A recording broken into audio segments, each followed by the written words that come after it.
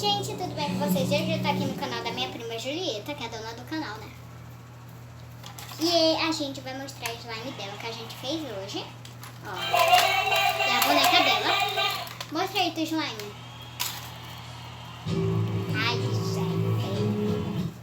E Ju, tu fez 5 anos, né? A gente não gravou, desculpa.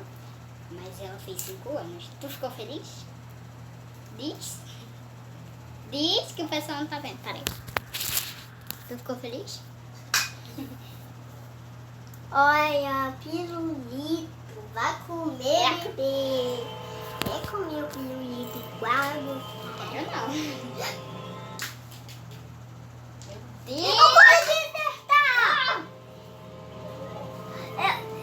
Só pode acertar no meu laço. Aqui, ó. Vai mexendo um pouquinho que eu vou mostrar no teu quarto. Aqui, gente, tem os brinquedos dela com uma escrivaninha. Que nem escrivaninha pra guardar de brinquedo. E aqui tem a cozinha dela. Que esses botões aqui ligam.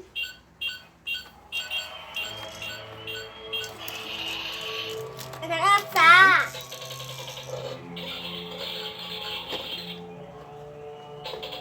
E esse também liga. Dá bastante slime. Aqui tem outros brinquedos, bolsas de coisa. Essa é a bolsa de escola dela. E aqui, ó. Gente, ela sim estuda na mesma escola do que eu, só que no maternal 1. Jardim 1. Ela estuda. Quem não sabe quem é João e Maria, eles são meus sobrinhos.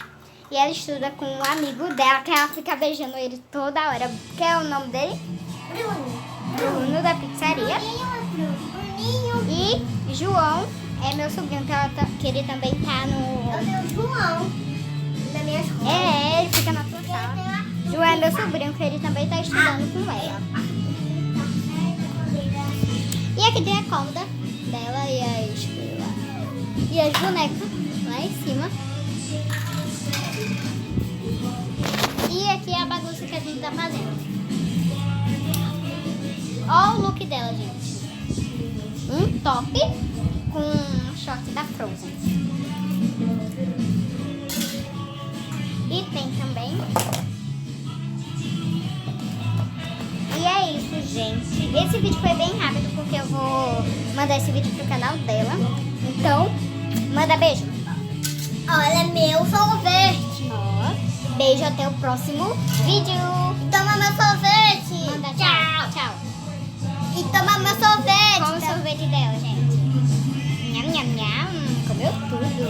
E fiquem com a dança engraçada da Mimolha. Cadê?